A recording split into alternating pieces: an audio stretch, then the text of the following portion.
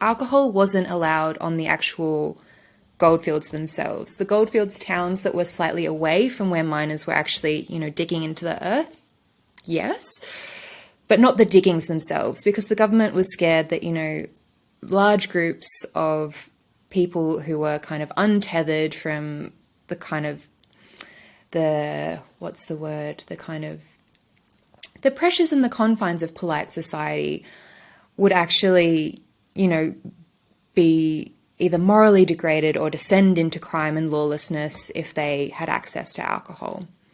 And of course, all this it didn't get rid of alcohol, it drove it underground. So you had these sly grog tents or coffee shops that did not serve coffee, they served alcohol.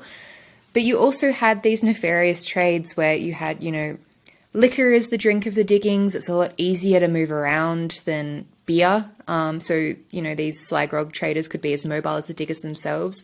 Also incredibly high alcohol content. So you had people actually getting more drunk than maybe they would otherwise if it had been regulated.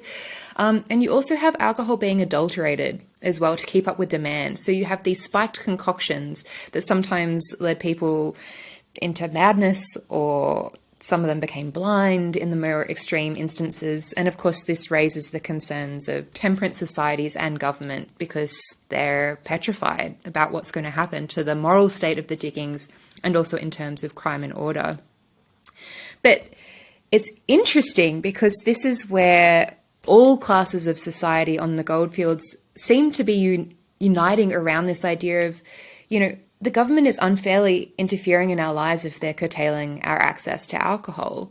Like, this is a matter of an Englishman's freedom. That comes up sometimes as well. Why should we have our freedoms impinged in this type of way?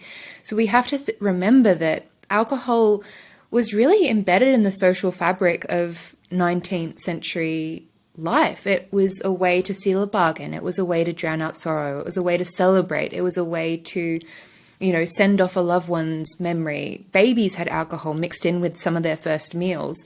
It's a part of life in so many different ways. If you had a business transaction, you'd be offered alcohol and it would be rude to refuse. So the social consensus seems to be that alcohol is something that is normal. It's something that's just a part of social life, and it's something that should not be policed or controlled.